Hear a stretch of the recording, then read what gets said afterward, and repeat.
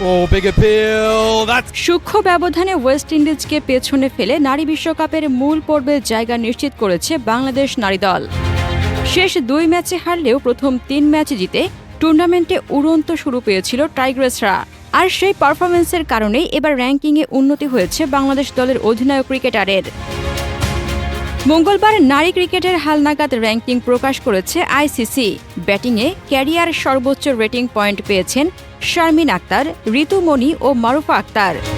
বোলারদের মধ্যে ক্যারিয়ার সর্বোচ্চ রেটিং পয়েন্ট পেয়েছেন নাহিদা আক্তার, রাবেয়া খান ও মারুফা আক্তার। ব্যাটিংয়ে ধারাবাহিকতা দেখিয়ে 8 ধাপ এগিয়ে গেছেন শারমিন আক্তার। 555 রেটিং পয়েন্ট নিয়ে 21 নম্বরে আছেন তিনি। বাছাই পর্বে দ্বিতীয় সর্বোচ্চ 266 রান করেছেন এই ব্যাটার। টুর্নামেন্টের শুরুতে ব্যাট হাতে দাপট দেখিয়েছিলেন বাংলাদেশের অধিনায়ক নিগার সুলতানা, তবে শেষ দিকে তেমন হাসেনি তার ব্যাট। আর তাই 2 ধাপ পিছিয়ে 19 নম্বরে নেমেছেন টাইগ্রেস অধিনায়ক। আরেক ব্যাটার ঋতুমণি 15 ধাপ এগিয়ে উঠেছেন 73 নম্বরে। বিশ্বকাপের বাছাইয়ে স্কটল্যান্ডের বিপক্ষে অলরাউন্ডার পারফরম্যান্স করেছেন নাহিদা আক্তার, তবে বোলিংয়ে ছিলেন বেশি উজ্জ্বল।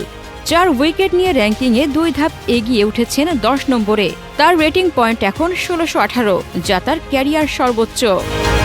বাছাই পর্বে 6 উইকেট নিয়ে র্যাঙ্কিংয়ে 22 নম্বরে উঠেছেন রাবেয়া খান। তার রেটিং পয়েন্ট এখন 512। পয়েন্ট এবং র্যাঙ্কিং দুটোতেই নিজের ক্যারিয়ারের সেরা অবস্থানে আছেন এই স্পিনার। লেগ স্পিনার ফাহিমা 2 ধাপ এগিয়ে উঠেছেন 46 নম্বরে।